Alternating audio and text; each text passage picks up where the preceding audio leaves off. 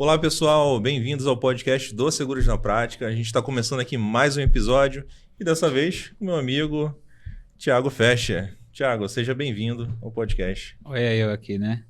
Obrigado, Anderson, obrigado a todo mundo e vamos que vamos.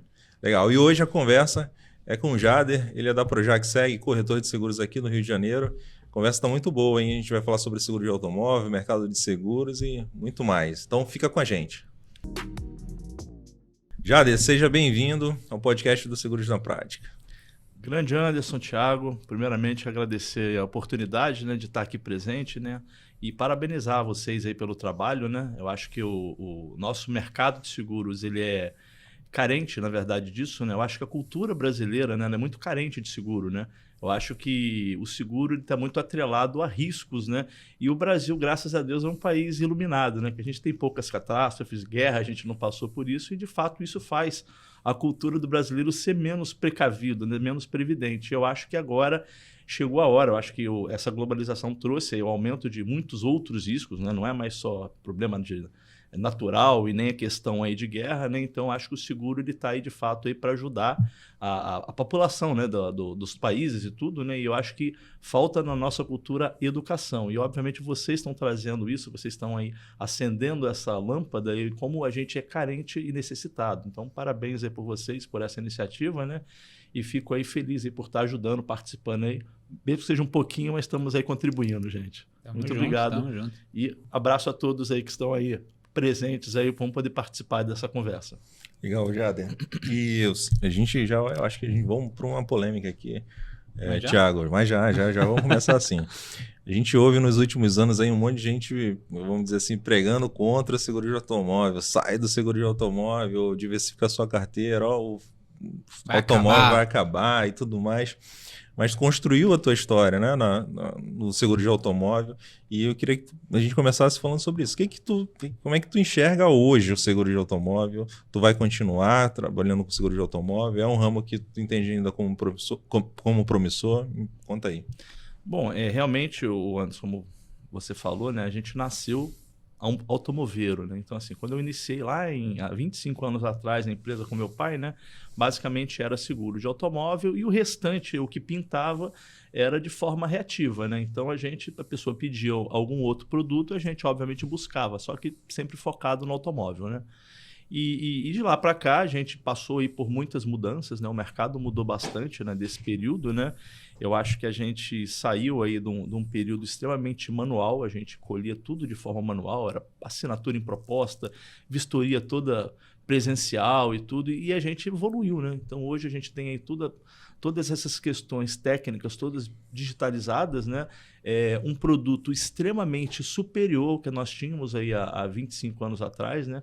Eu lembro que a regulação de sinistro, quando a gente tinha algum tipo de problema, era cansativa. A gente perdia, às vezes, um dia inteiro para regular um sinistro, ajudar a regular um sinistro, né? E as indenizações levavam 30 dias. Então, assim, a partir de 30 dias. Então, você vê hoje, quando a gente tem uma regulação sendo feita, já teve casos de indenização em 2, 3 dias. Então, foi uma grande evolução que a gente teve nesse período, né? E, obviamente, antigamente a gente tinha um seguro de automóvel que só olhava de fato para o automóvel. Hoje não é assim. Hoje você compra um seguro de automóvel, você tem serviços de casa, serviços pessoais ali agregados, né? E muitas vezes questões financeiras. Hoje tem seguradora que entrega cartão de crédito e tudo. Então, assim, a coisa mudou bastante, né? Então, eu não digo que o seguro de automóvel, de fato, ele não é mais aquele seguro de automóvel que a gente viu lá atrás. Hoje, o mercado de seguro de automóvel, ele foi modificado, né? Ele trouxe uma prestação de serviço muito grande. Hoje, as pessoas, às vezes... Eu tenho clientes, Anderson, que o camarada ele tem o carro e ele fica sem o carro um período. Então, ele vendeu o veículo e vai ficar, às vezes, uns 6 meses e tal. Mas ele está tão acostumado com alguns serviços agregados ali naquele produto que ele, não, já deixa a pólice quietinha aí. Quando eu comprar daqui a pouco, a gente volta a fazer o seguro e tal. Então, daí eu acho que o seguro de automóvel, dificilmente ele vai perder o lugar dele. A gente vai estar passando, de fato, aí, eu acho que a sociedade está mudando, a questão dos veículos em si, né? a forma de você não ter mais um veículo de forma única, você vai poder trocar esse veículo, você vai poder... A questão do próprio Uber e tal. Então, isso fez mudar um pouco a necessidade do automóvel. Mas eu acho que está longe, a gente está muito longe de ver o seguro de automóvel deixar de ser um fator importante, né? Como é que eu vou dizer? Um dos principais produtos do mercado. Eu acho que ainda vai continuar durante um bom período. Entendeu? Eu ouço falar muito, isso assim, eu tenho 15 anos trabalhando no mercado, né? Pô, sempre tem uns terrorismo, tipo, o seguro vai acabar, o seguro de automóvel não dá dinheiro, esse tipo de coisa, né? Mas eu vejo que nesses 15 anos uma galera tá trabalhando com seguro de automóvel e construiu patrimônio e fez uma corretora, cresceu a corretora. Então, assim, acho que às vezes é um pouco também de chilique do mercado, né, para arranjar notícia, porque é o que você falou, seguro de automóvel, acho que 30% da frota está segurada. Sim, sim. Então hoje o número é esse, tem espaço para crescer demais, né? Agora eu tô com uma curiosidade, a tua corretora chama Projac Seg. Tem alguma coisa... Para quem não sabe, a gente está aqui no Rio de Janeiro gravando, né? Tem alguma coisa a ver com o Projac? Não, sim. Na verdade, assim, o meu pai, ele que é o fundador, né, da empresa, ele, na verdade, trabalhava na Globo, né, como assessor de seguros, isso na década de 80, né? Então, ele ficou um período e, na época, o Grupo Globo, né, eles criaram uma seguradora também, chamava, na época, Seguradora Roma. A Roma era de Roberto Marinho na época, né? Então era a corretora da Globo? Não, era uma seguradora mesmo. Seguradora? A Globo Essa eu não sabia. montou uma seguradora na década de 90, início da década de 90, né? E na época a Globo, ela meio que deu uma diversificada nos negócios, né? Ela era muito focada na parte de comunicação, né? Mas ela chegou a criar banco. Ela criou o Banco ABC Roma, ela criou a construtora, ela criou a seguradora e tudo, né? E aí ela ficou, parece que a primeira metade da década de 90, né? Assim, tentando, né, ver como é que rodava e, na verdade, eu acho que a demanda pela comunicação subiu ainda mais, né, e ela decidiu até focar no entretenimento, né, e as outras empresas foram acabando sendo vendidas, né, foram deixando de lado e tudo, né, e aí nessa ocasião, né, meu pai ele foi transferido da TV Globo, né, ele trabalhava na TV Globo, foi transferido para a seguradora e ficou até 95, né. E em 95, meu pai com 48 anos, né? E aí se aposentou. Então ele já trabalhava desde criança, meu pai sempre foi batalhador pra caramba, né? Então na ocasião, né, então ele se aposentou e decidiu, vou fazer o seguinte, a partir de agora eu vou começar um negócio e vou ser corretor. E eu tinha 17 anos, 18 anos na época, ele me chamou, eu estava terminando a escola, né? E até na época eu falei, não, pai, mas eu já queria arrumar um trabalho e tudo. Então, na época, ele tinha um amigo, né, que era já dono de corretora, e eu fui estagiar lá com esse amigo dele. Então, com 17 anos, eu estava na rua lá vendendo seguro de vida. Na época, era com o pessoal da Fundação Nacional de Saúde. Não sei se você lembra, antes, o pessoal do Mata Mosquito. Sim, do eu lembro de criança. Isso, o pessoal da Sucam. Até hoje não. Os caras iam, Mata né? Mosquito, que é isso? Porque na época você... Vai botar o pozinho no ralo, aqui, né? Você tinha as plantas, né? Você acumulava Isso água. aí. E aquilo ali criava mosquitos e tal, né? E ali a gente tinha, o governo, na verdade, tinha uma estrutura para isso, né? Que visitava a casa das pessoas. E na época, o corretor, na época era o Sandoval Alecrim, ele tinha uma pólice coletiva, né? Com a Fundação Nacional de Saúde, né? E eu lembro que foi o meu início. Então eu comecei visitando, juntava lá 5, 6 pessoas, eles se reuniam de manhã, seguro de vida. Então eu ia apresentando, explicando como é que funcionava e tudo. Então meu primeiro ano, lá 6 meses para 8 meses, foi na pancada, porque o seguro de vida, de fato, é algo difícil de você vender, né? Porque assim, todo mundo, automóvel é quase que automático, né? Não quero seguro. O de vida você tem que, de fato, fazer um convencimento ali, né? E eu lembro que para a turma que a gente trabalhava, né? O público-alvo era um público que tinha um salário baixo, né? E às vezes faltava, de fato, instrução, ele não sabia que podia. Então a gente, muitas vezes, ele fazia o trabalho de educação. Então eu lembro que a gente ensinava como é que funcionava, na falta da pessoa, como que funcionava a indenização e tudo. E ali foi um trabalho assim. Eu, particularmente, quando garoto, meu pai sempre trabalhou com seguro, né? Mas eu sempre achei aquele trabalho muito de escritório, né? Chegava, era papel pra caramba e tal, não era muito a minha cara. Mas aí, quando eu me coloquei ali, foi me apresentado de fato, que ali começou a me dar aquela paixão, né? Pô, que bacana isso, tô ajudando ali as pessoas. E eu lembro que nesse período de 6, 8 meses, Teve uma pessoa que eu vendi, que já não era uma pessoa nova, já devia ter os seus 50 e poucos anos, e faleceu. Ela faleceu 3, 4 meses depois de ter feito o seguro, né, e tudo, né? E eu não lembro, acho que foi um acidente que ela sofreu, alguma coisa assim. E eu lembro que na época eu fui até, parece que foi fazer uma foto, porque na época eles faziam a foto quando você tinha uma indenização e tudo, né? Você fazia meio que uma propaganda até para divulgar lá para as pessoas, né? E aquilo na época me tocou. Eu falei, pô, olha que legal. E aí veio, parece que a filha que veio receber e tal. Então, assim, parece que não, mas eu pude ter sido a diferença na vida ali daquela família, né? Então aquilo, na verdade, já foi me motivando, né? Aí logo em seguida o meu pai, de fato, ele se aposentou e aí a gente veio naquela, pô, a gente vai trabalhar com o quê? E aí eu falei, porra, sempre fui apaixonado por automóvel, né? Porra, eu gostava, sabia de todas as marcas, modelos na época, então eu comecei, pô, pai, vamos automóvel. E lá nessa outra corretora, eu já vira e mexe, apesar de eu trabalhar com vida, eu criei relacionamento com o pessoal do setor de automóvel, né? E ficava lá trocando, pegando experiência e tudo, né? E aí quando eu fui pro meu pai, vamos já trabalhar, vamos ofertar, e a gente trabalhou na... Aí, voltando à pergunta, Thiago, dessa volta toda, né? A Project nasceu de onde? Porque quando a gente começou, né? Meu pai ele era funcionário da seguradora Roma, e aí ele tinha muito conhecimento dentro das empresas, né? Das empresas Globo. Então, aí ele foi conversando lá com o presidente, ele tinha um grande acesso lá com o presidente da seguradora e até dentro das próprias empresas. Olha, eu acho que vamos ver se a gente consegue criar uma pólice coletiva para automóvel lá dentro. Tá. E aí a Roma, na época, abriu, na época, a operação ela funcionava com a Porto Seguro, né? A Roma era como se fosse a cara, né? Mas por trás do produto era Porto Seguro. E aí, por incrível que pareça, a Porto Seguro aqui no Rio de Janeiro, nessa ocasião, na década de 90, ela não era o que é hoje. Ela era perto da Sul América, perto da Bradesco, ela era bem pequena, né? Então a gente ali cresci muito junto com a Porto, né? Então a Porto Seguro na época eu aprendia muito na corretora, mas a Porto Seguro mais ainda, porque às vezes eu passava mais tempo na Porto, né, resolvendo as questões, do que às vezes na corretora, né? Então ali com a Porto eu cresci, fiz grandes amigos lá e fui desenvolvendo, né, o trabalho. Depois fiz uma faculdade em administração realmente focada no negócio, o que eu posso usar aqui na nossa operação. Na verdade era eu e meu pai, eu era o boy dele no início, né? E aí a coisa foi crescendo, depois eu trouxe meu irmão, trouxe o Léo, que era um amigo de escola, que é nosso sócio até hoje, né? Nosso sócio mesmo, é um irmão nosso, né?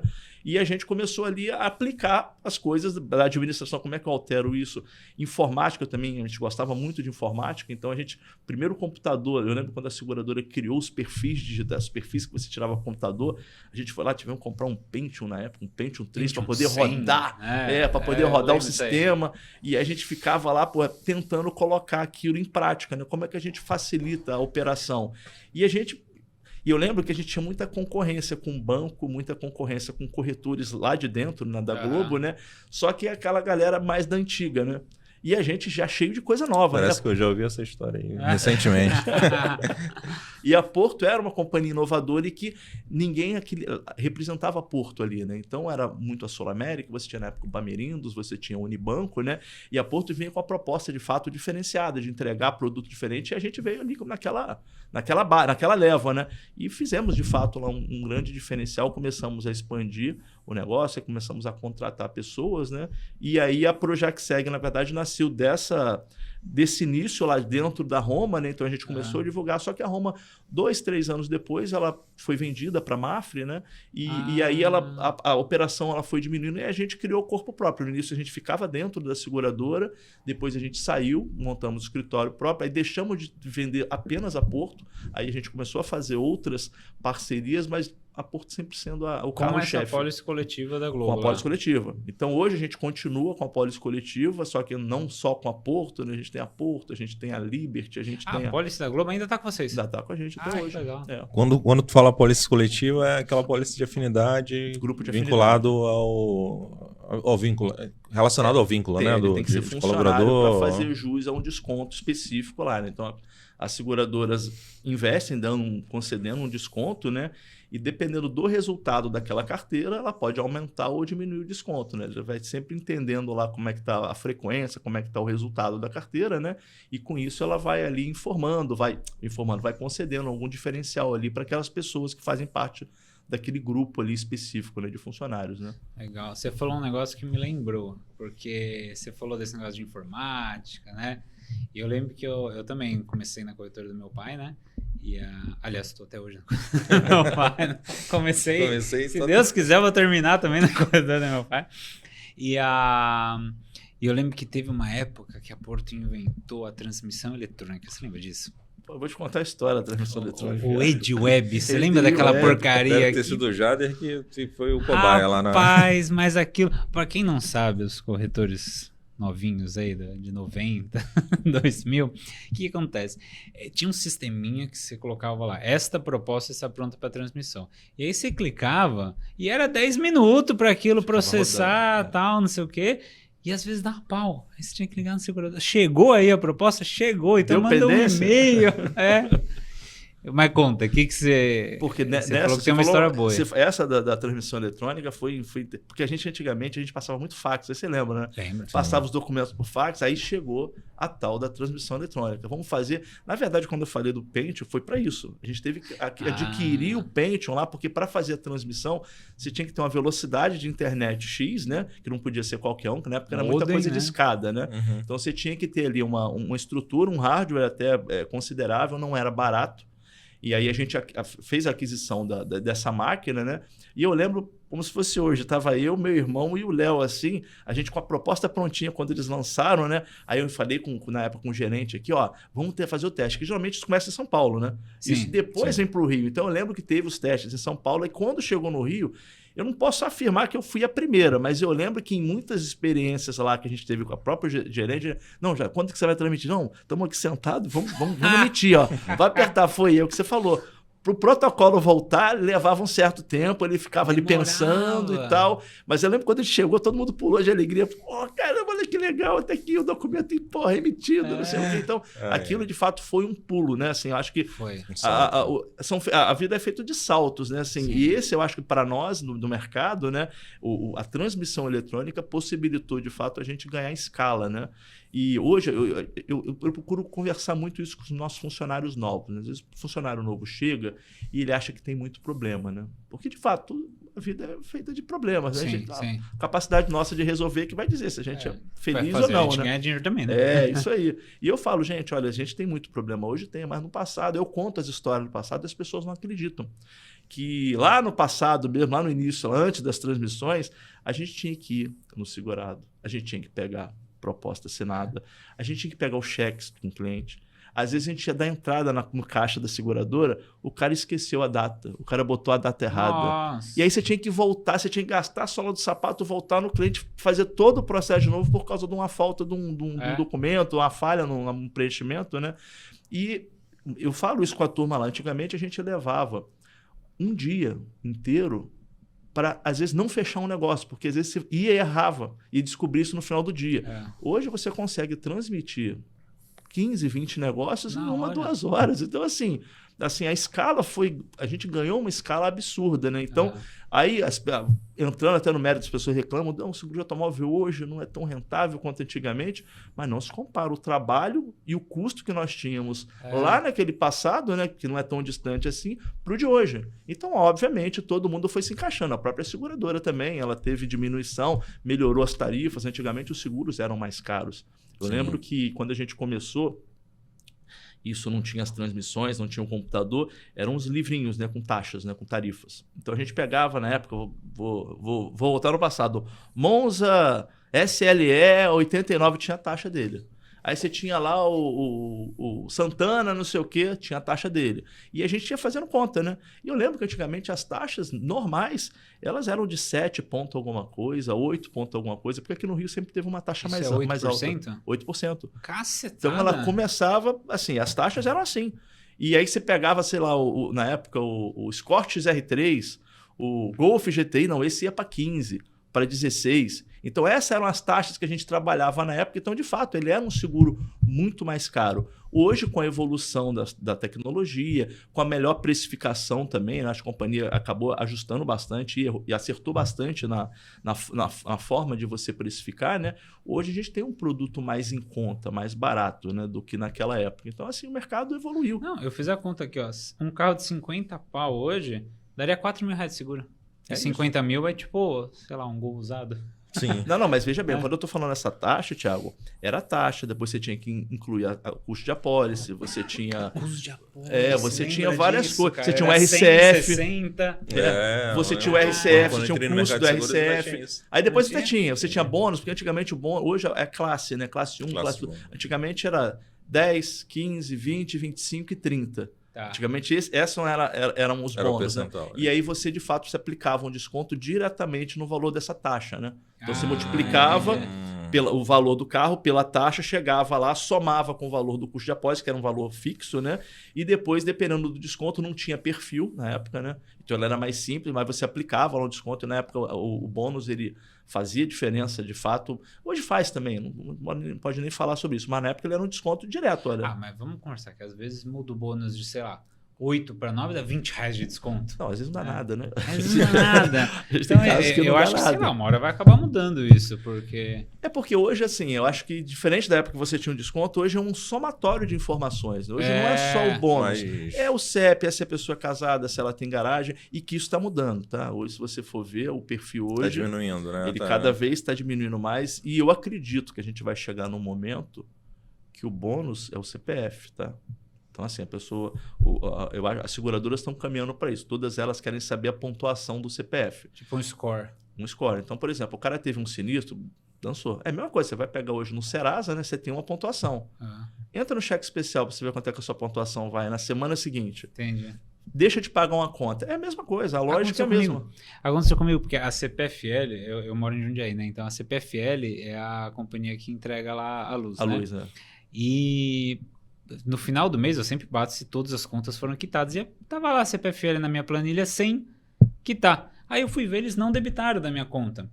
Aí eu fui lá e paguei. Entrei no site, tá? Mas foi assim, tipo, era para ser debitado dia 18 e eu paguei dia 1, né? Foi quando eu conferi minhas contas. Aí eu paguei. Juro por Deus, a hora que eu paguei, chegou uma mensagem assim, seu Serasa mudou. Porque o meu cartão tem um serviço que acompanha se estão fazendo dívida no meu nome, um negócio assim, né? É um negócio que me venderam lá e eu achei legal. E aí apareceu, seu score mudou. Aí eu falei, é certeza porque eu deixei de pagar a conta de luz, que eu nem deixei, porque ela não debitou, Sim, sim. né? Então, mas eu também acho que vai acabar sendo um grande cadastrão aí, só que o cliente sabe hoje do bônus. Tem muito cliente que vai e questiona a gente, fala, como meu seguro aumentou? Meu bônus é 10? Tipo, ele faz a conta aí dele tá lá. criando um problema pra gente explicar também, né? E assim, esse também é outro fator, Thiago. Antigamente, eu lembro que a gente chegava, por exemplo, lá na Globo, a gente chegava nas salas para ofertar mesmo. Olha, eu tô aqui, tem alguma... Às vezes você fazia seguro de uma pessoa e ela te levava para uma sala e te apresentava os amigos todos, né? Você era um professor, né? Porque as pessoas não tinham informação, né? Não era igual hoje a internet que você busca e procura tudo. Não tinha. As pessoas não sabiam. E aí você chegava, às vezes a gente ia entregar uma apólice numa sala, às vezes juntava 10, 15 pessoas e te fazendo questionamentos de fato. Porra, que a pessoa passou por um problema e ninguém sabia explicar e tudo. Então, obviamente, quando você já tem uma certa vivência, uma experiência, você acaba ali ajudando. E foi um dos grandes fatores para nós lá que a gente conseguiu alavancar a carteira, porque a gente fazia o básico, né? Ok, você dá uma informação e não tinha informação. A pessoa ligava na época para a seguradora, as centrais não eram tão pujantes como a de hoje. Hoje você liga para uma central, você tem as informações completas. Você ficava muito tempo. Hoje às vezes fica também, mas ficava muito tempo. Eu lembro que eu ficava muito tempo. E não tinha informação mesmo, né? Às vezes o atendente lá é aquele cara que só podia apertar o A, o B e o C. Ou era para assistência, ou era para roubo. Então, ele não tinha informação sobre pagamento, sobre cobertura e tudo. Verdade, Hoje não, hoje evoluiu muito. Então, na época, a gente era desbravadores mesmo. Então, a gente chegava, explicava como é que funcionava. Poxa, a pessoa tinha a falsa ideia que o seguro cobre tudo. Não, cara, não é tudo. Você tem que ter carteira, cara. O carro tem que estar em condições. Você não pode, com um carro pneu careca, dar um acidente, você não vai receber, porque você... É tua obrigação, manutenção. Você não fez a manutenção correta. Agravou o risco. Agravou o risco, isso aí. Então, é negativo acontecer por isso. Então, na época, eu lembro que como a gente conseguiu ali desenvolver esse trabalho básico, de fato, que é você ensinar. Hoje, completamente diferente. Hoje você pega, às vezes, a gente pega muito hoje cliente vindo, por exemplo, pais, né? Desculpa, filhos dos clientes, né? E o cara já chega, às vezes, debatendo com você um negócio que tem funcionário meu que já está, às vezes, com uma certa experiência que ele não tem essa informação. Porque o cara procurou, o cara entrou lá na internet, pesquisou e tal. Às vezes o cara já quer uma cobertura que é uma novidade. Às vezes tem companhia lançando coberturas novas. Então, às vezes, O cara viu essa novidade, a companhia propagandeia, né? Ah, faz mídia. Faz mídia. Entendi. E aí, às vezes, o próprio funcionário, às vezes, ele não está com essa informação tão ali na ponta, né? E aí a gente tem que buscar, às vezes, a informação. Às vezes eu procuro muito estar sempre antenado, né? Tá sempre, todo dia eu tô lendo aí informes de seguradora, tudo que é lançado eu procuro passar e repassar lá para os funcionários. Mas hoje, como o público, né? Os clientes, eles evoluíram. E para o bem, tá? Eu acho que isso aí é para o bem, porque a gente já teve muito problema de cliente fechando coisa errada por ter informação errada, ou às vezes o corretor passar algo errado, entendeu? Entendi. Para ele ser beneficiado. O perfil na esposa, na mãe. Cobertura, franquia. Então, assim, mudar. As pessoas às vezes compravam gato por lebre, achavam que estava, às vezes, cobertura de incêndio e roubo só, ele comprava achando que era total. Verdade. Então tinha muita coisa, assim, o mercado ele foi melhorando. E eu lembro lá, vamos voltar aí 25 anos, o próprio corretor naquela ocasião não era tão preparado. A gente tinha como é que eu vou dizer, uma concorrência às vezes desleal. O cara não era corretor, ele era um simples vendedor, né? E a coisa foi melhorando. Hoje a gente vê a qualidade dos concorrentes, hoje dos amigos. A gente fala, eu tenho vários amigos corretores, não olho. Você é corretor, é amigo. Não tem a pessoa, não, esse cara é meu inimigo, isso mudou bastante. É meu concorrente. Na época você tinha muito disso, né? Então, hoje, como a gente evolui, eu tenho vários amigos que a gente troca experiência, a gente tenta ajudar o outro. Pô, vamos tentar isso. Você tentou, funcionou. Então, assim, eu acho que é uma grande corrente, né? Então, acho que o mercado fortaleceu. As seguradoras melhoraram bastante também. Eu acho que o atendimento, tanto para o corretor quanto para o segurado, evoluiu bastante nesse tempo, né? E hoje eu acho que é aquela velha, né? Aquela velha história, né? Nunca para, a gente está em constante evolução. E a gente vai acompanhar novas evoluções chegando, a gente tem que estar pronto, né? A verdade é essa. E já a gente está falando de história aqui, né? Do mercado de seguros, da corretagem de seguros. Como é que foi para vocês lidar com a quantidade grande de seguradoras? E aí, em algum momento, deve ter chegado aí os multicálculos. Como é que foi essa transição? Tu enxergou como uma... Teve um ganho de produtividade mesmo? Como é que foi a implementação disso aí nesse momento, hein? Olha, o Anderson, a gente lá no... Isso eu vou te falar que já em 2005 para 2010, né? A gente, de fato, a gente sempre procurou não trabalhar com todas, tá? Escolher bons parceiros e ser forte nesses parceiros, né? Porque, obviamente, o seguro ele demanda muito atenção na hora de um sinistro, então você tem que ter ali, você tem que estar bem colocado, né? Você tem que estar colocando o seu cliente no lugar que de fato vai dar o respaldo para ele. Então a gente nunca foi dessa de trabalhar com todas, né?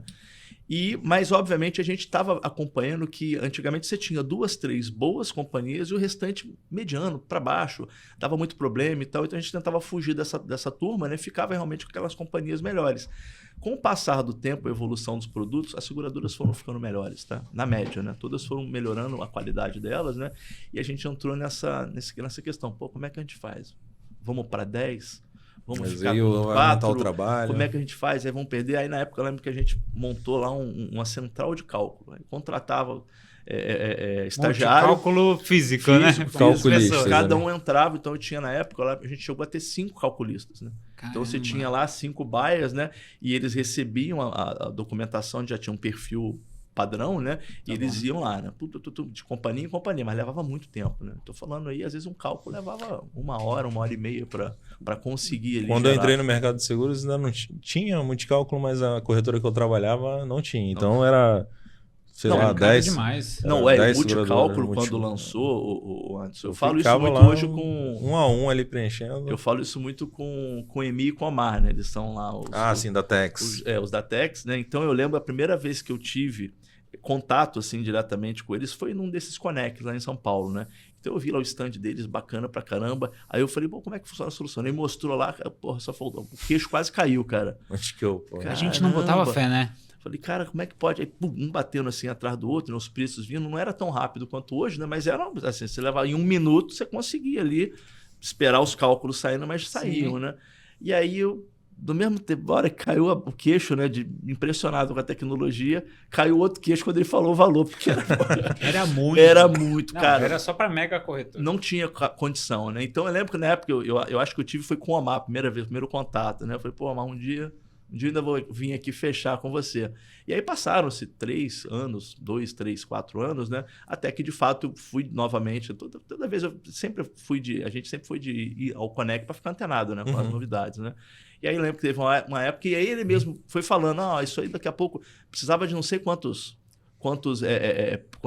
licenças, né? Usuários, você tinha que ter essa partir de 50 e tal. E aí foi reduzindo, até que chegou um momento que deu para encaixar no orçamento, né? E realmente ali naquele momento a gente tinha essa estrutura toda montada e uma estrutura antes que dava muita falha. Por quê? A pessoa ia lá, digitou um erro, botou um dígito errado. Aí botou um CEP com um númerozinho ali, cara, se dava um problema danado. Aí você depois... Aí o próprio colaborador de venda tinha que ficar conferindo um por um. Então, assim, é uma perda de tempo danado, né, que a gente tinha.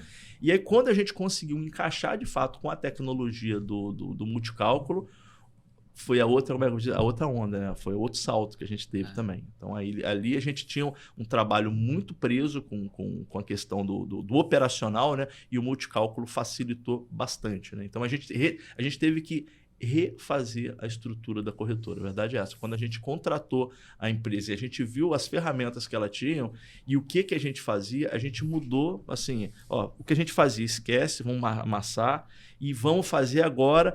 Muitas vezes no empirismo, né? Às vezes a gente errava aqui para acertar ali na frente e tal, então a gente foi fazendo testes, né?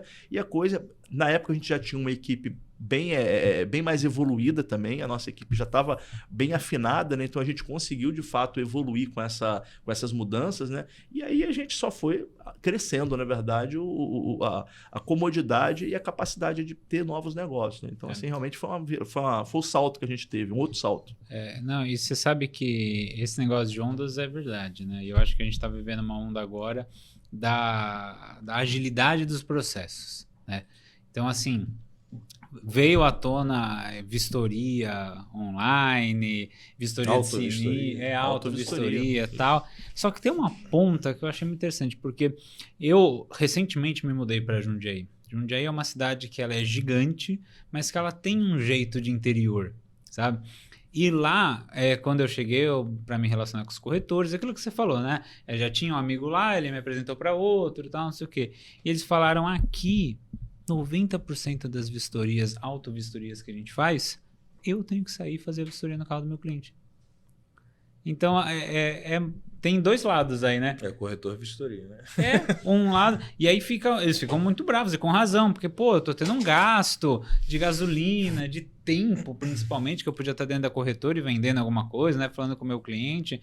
Então, é uma equação aí que a gente vai ter que dar uma equilibrada, né? Aí você pensa na época, Thiago, que isso acontecia, que de fato, no interior, a vistoria era feita pelo corretor, né? Aí o que você falou, imagina, o cara perdeu tempo, o cara foi lá, gastou dinheiro dele, foi lá, e o carro está com problema. Perdeu tudo, né? Não, mas e a possibilidade de fraude que você pode ali fomentar, entendeu? É verdade. Porque ali o cara tá afim do pão dele, do pão de cada dia. Ele vai recusar? Ele vai recusar ele mesmo? Eu não quero ganhar esse dinheiro. Então, assim, era uma situação até que eu achava, era um conflito de interesse. Eu acho que o próprio mercado montava ali um conflito de interesse, porque o corretor, ele é a última pessoa que poderia dar ali o direito dele dizer se passa ou não passa. E muitas vezes, às vezes ele viu um negocinho ali errado, eu não estou dizendo que eu vi isso, mas é provável de ter acontecido muito, entendeu? É uma brecha, né? O cara vai lá, tem um outro Onix desse aí com a lateral direitinha, vamos procurar outro Onix, eu bato foto. Então, assim, você abria brecha para isso acontecer, e de fato devia acontecer, né? Porque essa questão de vistoria, quantas empresas que eu vi que passaram, que foram trocadas e o profissional lá foi colocado para fora, né? Então, assim, eu acho que era um calo que as seguradoras tinham, né? E que eu acho que a tecnologia ajudou bastante a solucionar, né, Thiago? E realmente era um problemaço que a gente tinha, né? Essa questão de vistoria, né? Não, e a gente fica bem. Outro dia eu estava pensando também, conversando com corretores, né? Que eu acho uma sacanagem esse negócio das condições gerais. Por quê?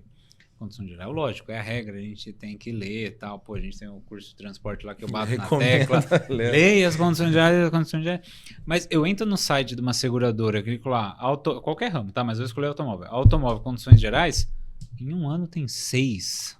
Muda muito.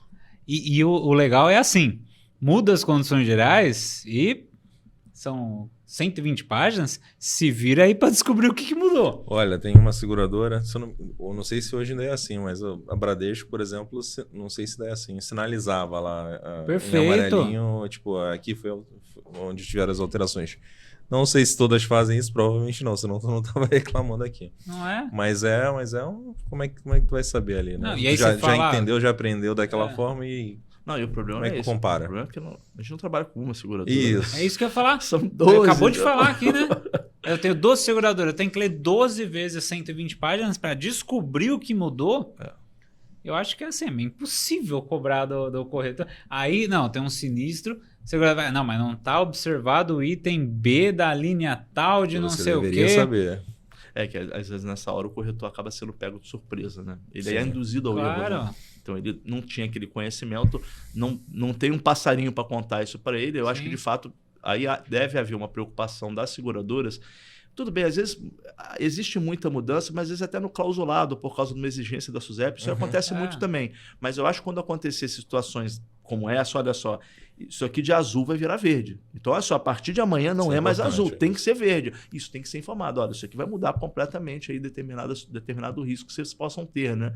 Mas assim, eu acho que também, eu acho que o corretor nessa hora, Thiago, ele tem que estar antenado, tá? Porque a informação, a seguradora, eu acho, pelo menos as que eu trabalho, ela sempre informa, olha, mudança de tarifa, e ela sempre coloca quais foram as principais mudanças, ela sempre nomeia, né? Esse é o caminho. Só que, sim, você tem que parar seu tempo. Ainda é muita coisa. Você tem que sentar, você tem que dar uma lida e divulgar para a turma. Então, isso a gente faz muito lá. A gente tem uma funcionária lá que ela fica para isso. Então, assim, todo dia ela acompanha e se tiver uma notificação, informação, ela extrai o que de fato... Porque às vezes você tem lá muita modificação, mudou por causa do seguro lá de, sei lá, vou dar um chute aqui, como é que eu vou dizer, você tem lá um agregado ali, um seguro de um acessório. Pô, mas você não vai usar uma vez na vida, então ela vai depurando o que de fato é pro dia a dia, ela coloca lá o principal e depois no final ela fala, faça uma leitura aqui do informativo e tal, porque isso de fato pode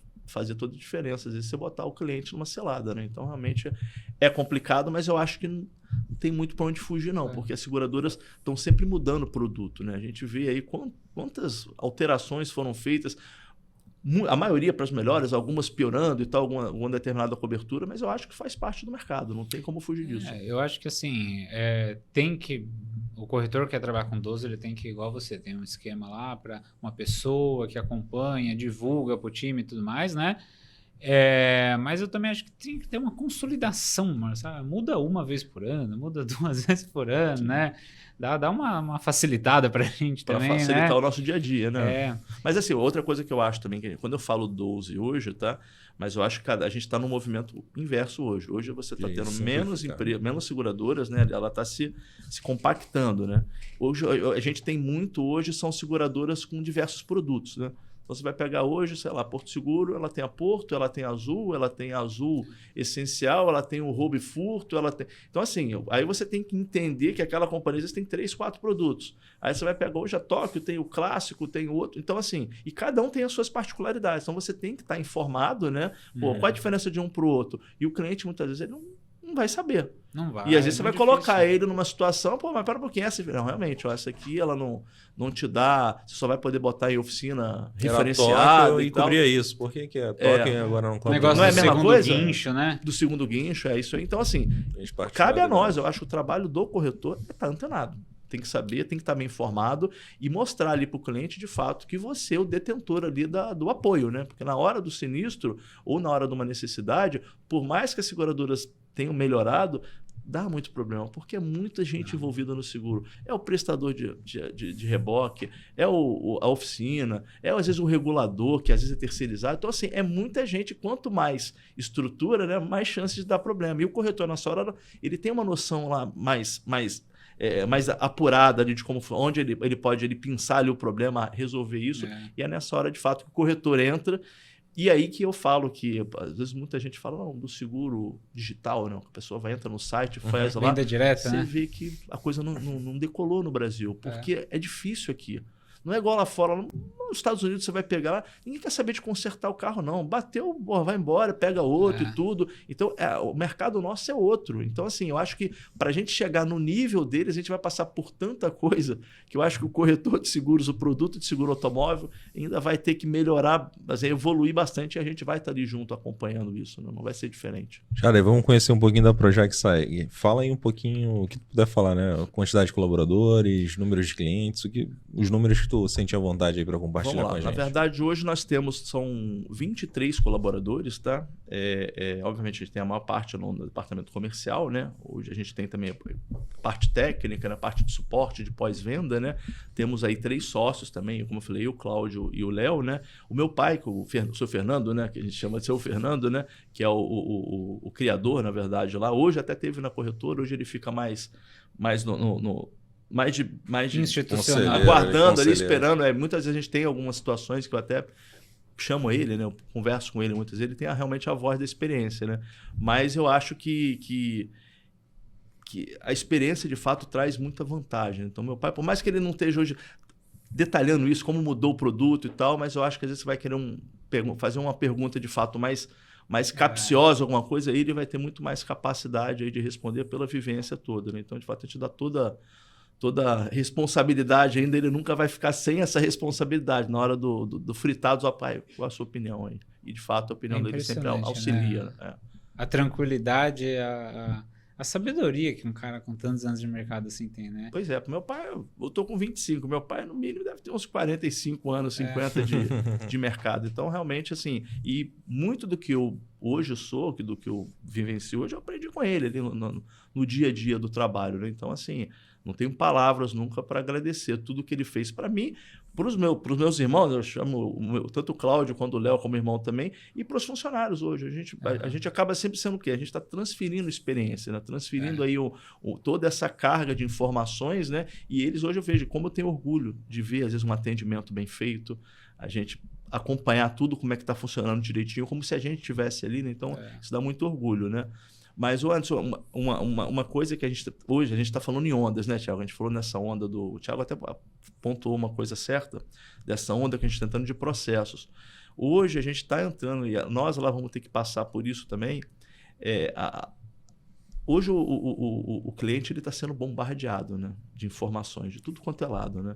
Rede social, hoje, todo mundo é especialista em tudo, né? Então você está sempre tendo que ficar ali. Saúde, né? Tô com dor de cabeça, parece lá, tá com cara câncer. Tem o doutor lá, doutor Google, né? Então, a gente também, eu acho que a gente não pode ficar parado, tá? Eu acho que a gente tem que aparecer.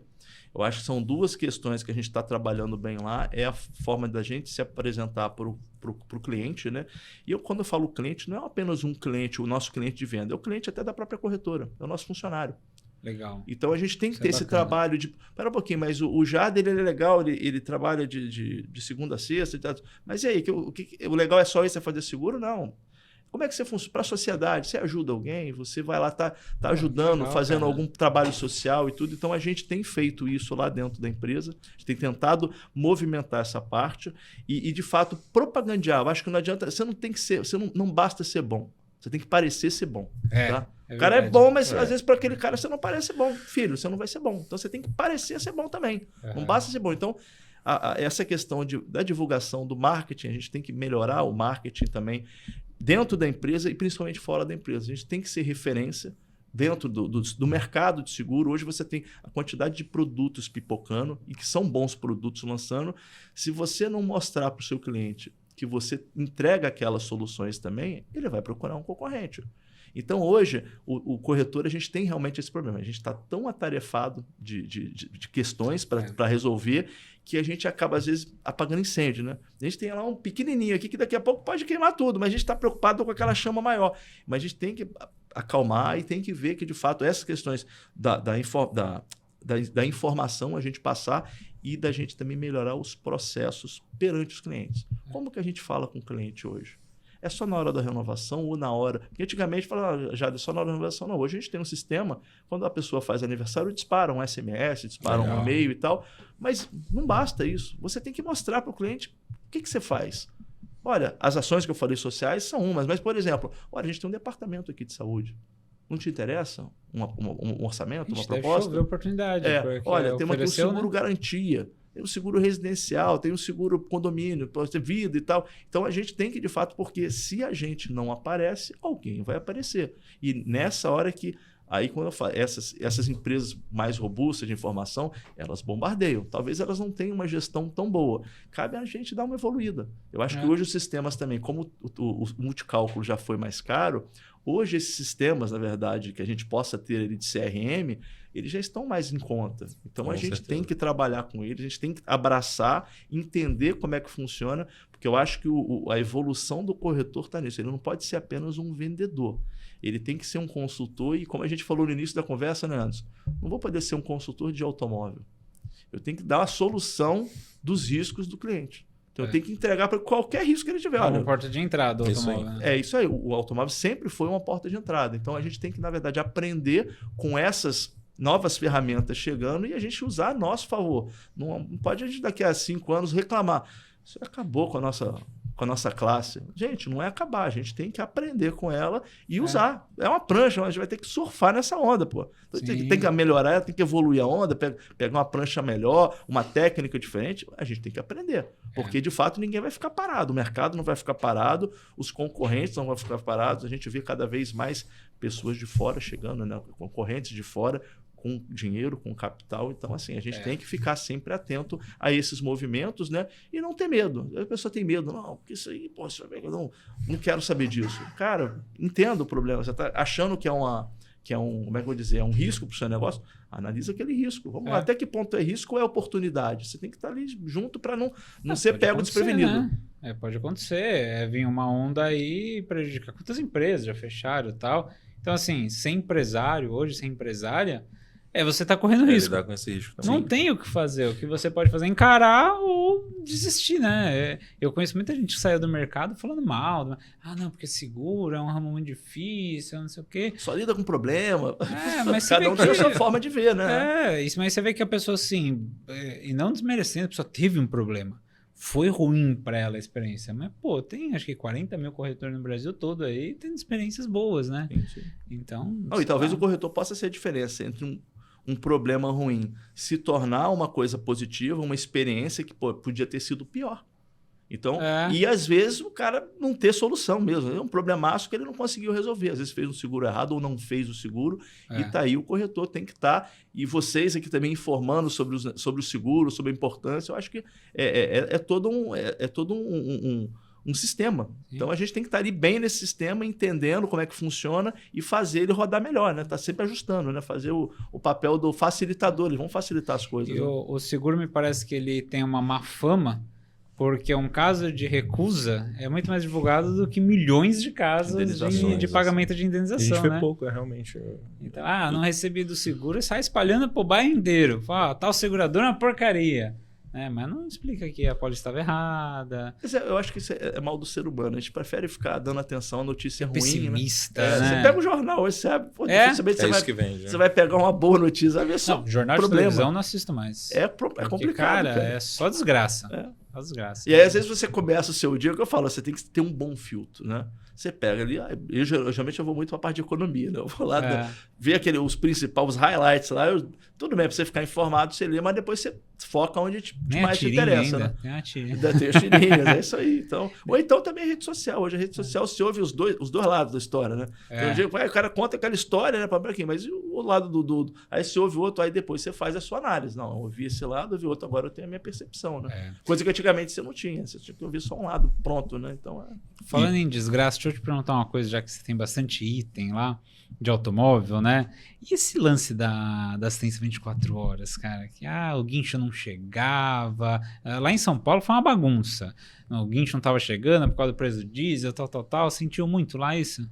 Olha, a gente está passando isso já por um tempo, né? Assim, esse mercado, o mercado da assistência 24 horas, eu acho que a pandemia trouxe um problema sério para ele, né? Eu tenho alguns amigos, né, que são prestadores. Os caras têm Tá. empresa, né? E qual é a grande questão, né? E aí, isso muitas vezes... Guincheiro. é. Tá. Só que às vezes isso não vem ao público, né? As pessoas não sabem. E a gente, como às vezes profissional, pô, mas contrata mais, é simples. Contrata mais, aumenta o preço e tudo, né? E aí a gente conversa sempre com profissionais das próprias seguradoras, com prestadores e tudo, né? O grande problema é que na pandemia, Thiago, o que aconteceu? Geralmente, a empresa, o reboquista, né? Ele cria uma empresa, ele tem um reboque. Aí ele compra o segundo caminhão, chama uma pessoa para trabalhar junto com ele. Tá. Aí o negócio está dando certo, ele compra o terceiro, coloca lá junto com ele e vai crescendo ali aquela empresa. Com a pandemia, o que aconteceu? Os serviços foram lá para baixo. Ninguém saiu com carro para casa, ninguém circulava com veículo, né? Tá. O que aconteceu? O nível de serviços, de solicitação foram lá para baixo. Essa turma que tinha às vezes 2, 3 caminhões, né, agregados, não tinha nem dinheiro para pagar o salário daqueles prestadores. Entendi. Foi vendendo o caminhão, vende 1, vende 2, vende 3. Talvez parou mesmo. Muitos largaram a operação, né? E aí agora, quando a coisa volta ao fluxo, não estou dizendo que está igual era, né? Mas você já não tem uma estrutura de assistência como era no passado, né? E aí as companhias estão de fato sofrendo. Sem contar que os aumentos de custos que tiveram, né? Então eu acho que eu tenho certeza que as seguradoras estão focadas, né, nessa questão, porque é o pior problema hoje para a gente ter... Ainda tá rolando Tem, isso. rola. A gente tem lá caso lá do cliente que solicitou um reboque que simplesmente não tinha um reboque. No interior isso é pior, né? Uhum. Na capital, acho que a gente aqui ainda está meio protegido porque tem mais prestadores, mas você vai para o interior, quando a gente tem um cliente, às vezes precisando de um reboque numa noite, num fim de semana, a gente tem vários casos da seguradora falando, contrata por conta própria, a gente reembolsa, que não tem prestador. Eu tive um caso de um senhor que faz seguro comigo, com a gente, lá faz 30 anos. E aí ele me ligou e falou, Thiago, eu tô no meio da Washington Luiz lá em São Paulo, né, rodovia. Tô no meio da Washington Luiz e tal, não sei o que, meu carro parou. Tô eu, meu filho, a esposa dele e tal, o que eu faço? Falei pra ele, assim, o senhor tá sol aí? O senhor... Não, eu consigo ficar numa sombrinha aqui. Eu falei, o senhor pede, liga era Toque Marine, eu falei, liga na Toque Marine, mas todo o mercado tá com problema. Então você me fala, deu 15 minutos, 20 minutos, ou o prazo que deram aí não chegou, eu arranjo algum particular aqui, a gente, pra o senhor não ficar também na estrada, né? Mas assim, o meu caso foi eu vejo corretor que tá desesperado com isso, e aí é o que você falou, o cara, ele vai absorvendo problema, e no final do dia ele não tá pensando nos processos dele, ele não tá pensando em vender mais e tudo mais, né? Então é um negócio bem grave mesmo, né?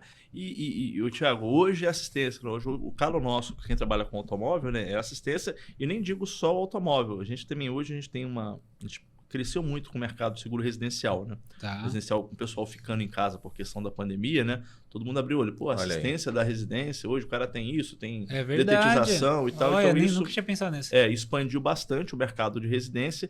E hoje, assim, o que a gente vende lá na corretora é o seguinte: qual serviço que o senhor quer comprar? O seguro vem a reboque. Você está contratando o serviço, porque o cara vai ter a detetização, o cara vai ter o reparo lá do ar-condicionado, o cara vai ter, que já é padrão, encanador, uso muito encanador e tal. Então a gente vende, hoje tem pet, hoje você tem seguradora ofertando seguro de pet, se o pet falecer. Então assim, hoje você tem uma estrutura de serviços muito boa. Então você vende o serviço e o seguro ali vai vir em anexo, né?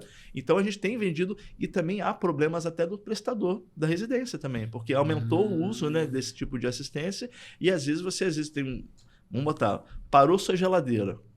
Filho, geladeira você não consertar em 10 horas, você vai estragar tudo. Então, às vezes, você precisa de uma agilidade. E, às vezes, tem determinados períodos, né, que um fim de semana, alguma coisa, um feriado e tal, que você está ali sobrecarregado. E aí você não tem serviço, né, que também causa problema para nós. Aqui a gente tem que solucionar, tem que ali fazer o papel de mediador. Não, realmente, olha, era um carnaval, era um feriado prolongado, aí não tinha prestador, o cara estava viajando também e tudo. Então, assim, a gente tem que fazer o trabalho ali de consultor mesmo, né? De mediador ali.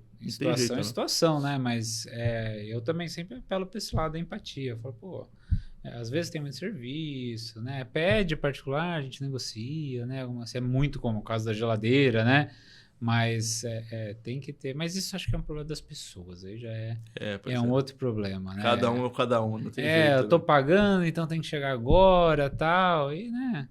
E às vezes a pessoa tem uma empresa e o cliente dela não está sendo bem atendida e ela Mas quando ela é a cliente, muda de figura. Inverte, né? é verdade. É de figura. E você falou um negócio que eu achei legal também. Esse lance do corretor absorver muito processo, né? Eu vejo, e aí você me corrige se eu estiver errado, os corretores com muito receio de dar autonomia para funcionário e treinamento para funcionário, quando na verdade, até a Bruna fala muito isso lá no Pax, né? É o caminho para você otimizar o teu processo, né? Para crescer, né? Então é corretor assim, faz o cálculo de fulano para mim.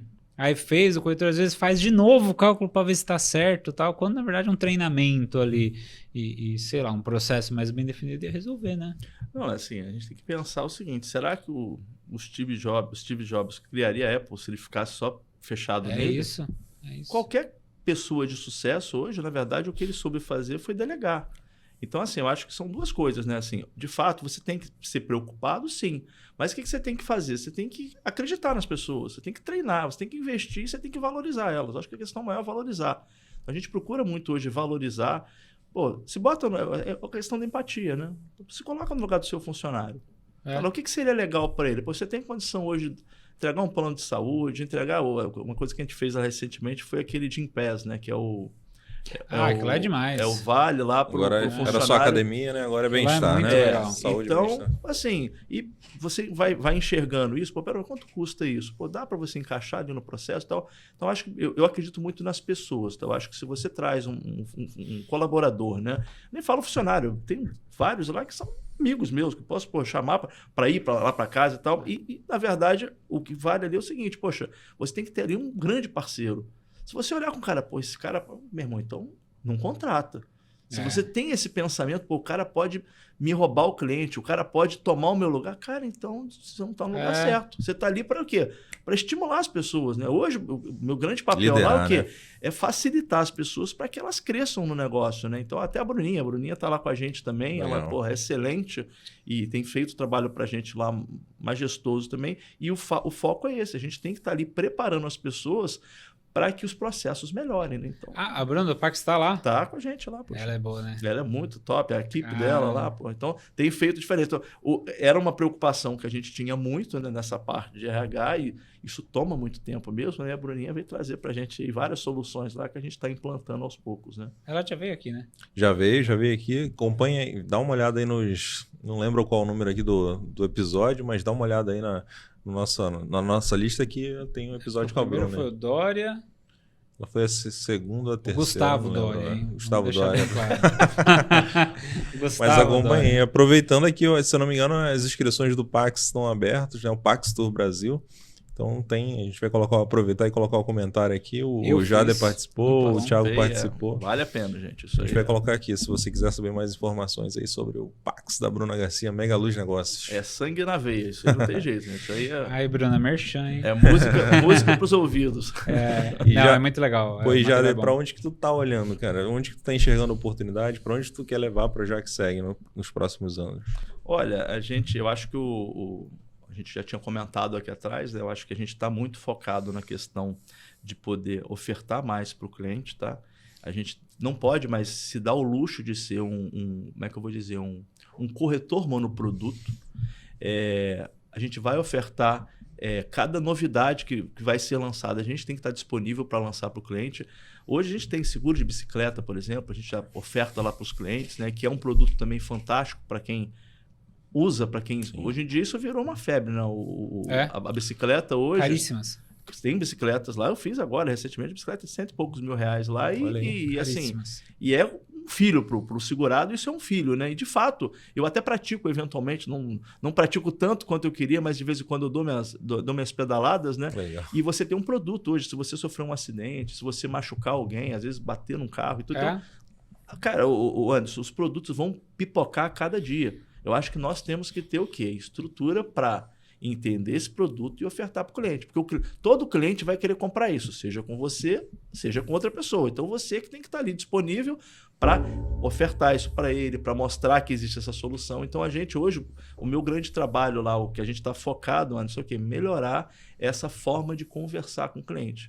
Infelizmente, antigamente eu tomava café com o cliente, eu visitava, às vezes, não tem tempo.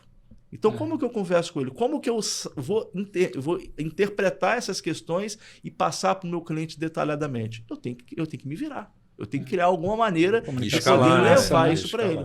Então, hoje, o corretor hoje ele tem que pensar nisso, em como que ele está perante o cliente dele. Ele está sendo lembrado? Ele está sendo, na hora depois do cara ter a dúvida, ele está sendo lembrado de ser questionado, né? Hoje a gente tem vários clientes lá que o cara quer trocar de carro, ele liga pra gente. Pô, já estou precisando trocar de carro aqui, me dá aquela dica lá que você já me deu no passado e tal. Você passa a ser uma referência para ele, né? E seguro é a mesma coisa. Antigamente, o cara, carro, a gente tem que mudar isso. O cara tem um problema em casa lá, a gente já começa a chegar para esse lado.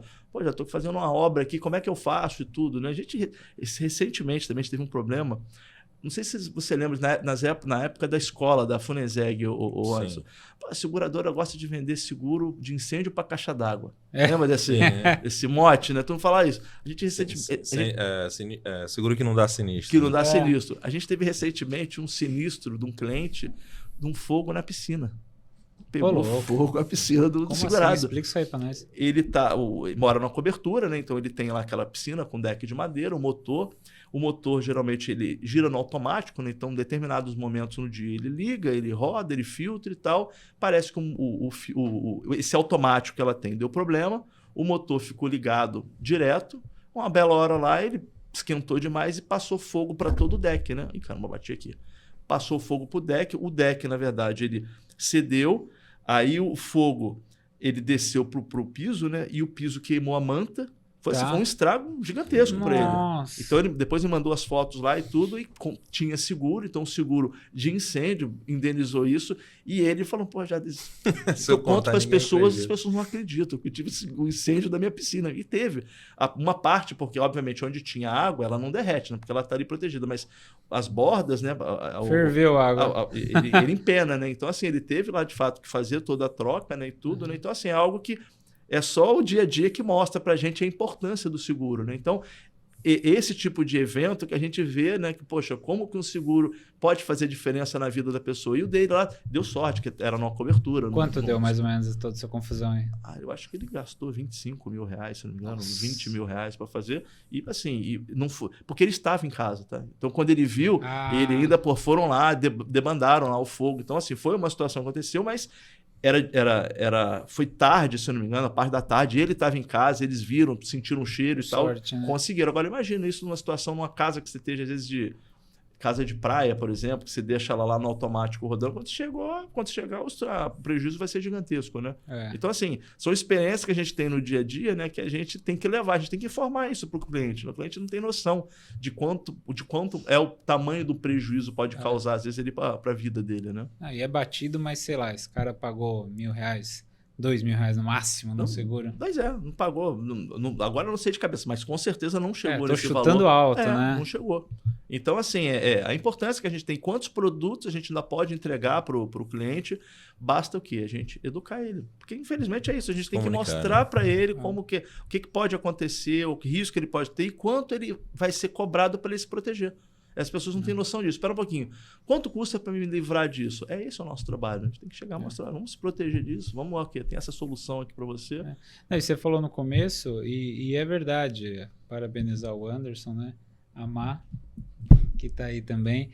Porque a gente batendo nesse papo, assim, né? Descontraído, tudo, a gente fala de seguro, né? A gente fala de quão simples é, o quão importante é. Então, pô, integrar esse projeto aqui, né? Eu fico muito feliz, porque a gente precisa falar mais de seguro. A gente é filho de corretor, né? A gente está na corretora desde sempre. Para nós é uma bolha, né? É uma bolha, né? Acho que todo mundo tem esse conhecimento, essa percepção do seguro. E às vezes eu estou com uns amigos meus assim, aí eu falo, outro dia um amigo meu falou assim, você vai sair com um notebook na mochila, porque eu trabalho com notebook. Não, eu falei, mas fiz seguro no notebook. Fiz seguro do notebook, do celular, da câmera, que eu vou viajar. Eu tenho seguro da minha casa, tenho seguro de vida. Tenho 2 seguros de vida, tenho o seguro... Mas tem muito seguro? Eu falei, não, é porque eu sei o quanto é, barato, sabe? Barato não é o nome, mas assim, o quanto compensa. Quanto vale para se proteger, né? Só que a gente fica nessa bolha, né? Conversando aqui e tal, não sei o quê, e não fala para os clientes, é o que você faz. Tem que falar, ó, tem um seguro de residência aqui. Se quer contratar, se contrata ou não, né? Mas é o que você falou, é educação. Mas, Thiago, eu acho que hoje a gente tem uma ferramenta, né? O Anderson, tão melhor do que eu, já está muito mais entendido no assunto, né? Hoje a gente tem as redes sociais, né? Então, acho que as redes sociais são um canal que a gente pode melhorar isso, que antigamente a gente dependia, às vezes, de um jornal, de uma palestra, de alguma coisa. Hoje não, hoje a gente pode fazer um vídeo. Por exemplo, desse meu cliente que teve, eu poderia ter feito um vídeo. E teria ido até a casa dele, feito um vídeo, mostrado lá de fato o que aconteceu e tudo, e ter propagandeado isso. Podia ter feito essa situação. Mas eu acho que é esse ponto que eu estou tocando. Eu acho que o corretor ele tem a obrigação de mostrar, por exemplo, tivemos um caso desse. Por que eu não posso criar ali um grupo dentro dos meus clientes? Estou ali com a minha rede, ali, o meu YouTube, o canal do YouTube lá, e coloco isso lá. O cara vai poder ver ou não, né? Eu vou mandar para ele, dá uma olhadinha nessa situação. O cara vai... Então a gente tem essa ferramenta hoje de forma fácil. Hoje já não é nenhum bicho de 7 cabeças, né? Agora, aqui, acessível, né? É isso aí. Consegue. É um celular, você resolve. Então acho que cabe a nós termos essa vanguarda, né? Buscarmos essa vanguarda. A gente tem que buscar sermos diferentes, estarmos à frente, eu acho que de uma concorrência, ou de fato, eu acho que aqui a questão nossa, eu acho que ainda é mais lá embaixo. A gente tem que, na verdade, educar, né? A gente tem que mostrar, olha só. Mesmo porque ele não vira cliente, né? Não pode ser, mas você está ali mostrando o que pode acontecer e qual solução que há disponível, né? Então, o nosso papel é esse, né? De catequizar ali a sociedade nesse ponto de previdência, né? Da pessoa ser previdente, né? Voltando lá no início da nossa conversa, é aquela foto do cheque, é a evolução, né? Daquela foto do cheque da indenização que na primeira corretora lá tu tirava, né? Quando pagavam a indenização. Pois é. A evolução como disso. Que a gente pode fazer isso naquela época valeu para mim, né? Mas isso aí. A quantas pessoas aquilo podia valer, né? Assim, quantas pessoas né? podiam ter ficado protegidas, né? Às vezes a pessoa aí. ficou lá, não sabia que podia se proteger, quando perde um ente querido, né? Pô, mas e aí? A gente já indenizou algumas pessoas, tá? Só que não é a proporção é absurda, né? Então, assim, a gente paga de sinistro de automóvel e de pessoas de vida protegidas, né? Ainda é muito pequeno, né? Perto do universo. Então, é esse mercado que a gente tem que, de fato, buscar, né? E aí, mais uma vez, o que não falta é mercado para a gente ir atrás, né? Sim. A gente é que tem que avançar, né? Na nossa forma de estar junto do cliente, informar o cliente. Né? Acho que tem mercado para todo mundo, a verdade é essa.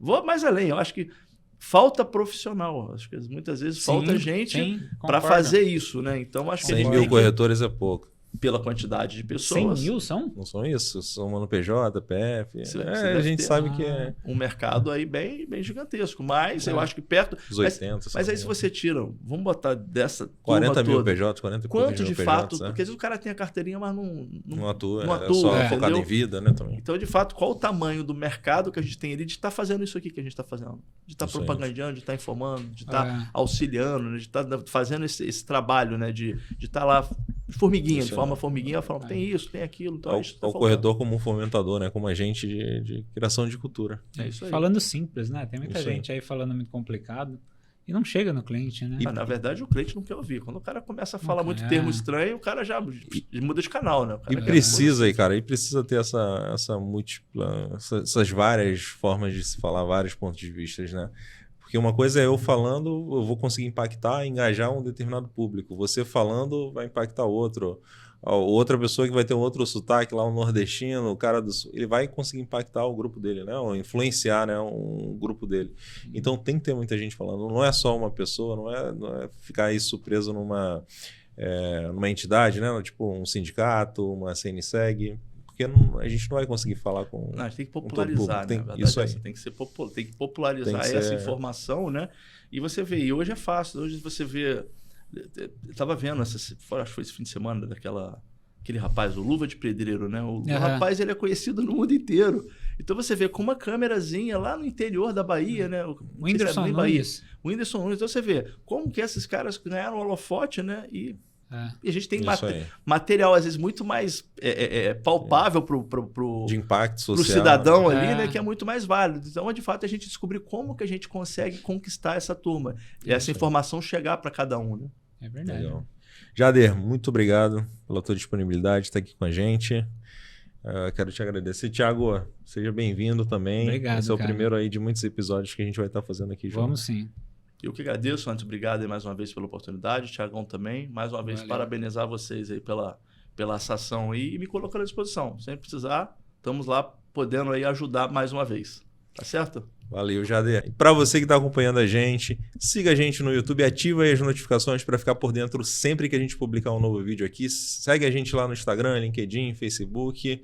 Segue o Thiago também, Anderson Job, Thiago.fecha. É isso aí. A gente está aqui para entregar conteúdo de qualidade e semana que vem a gente está de volta, né, Thiago? Opa, tamo aí.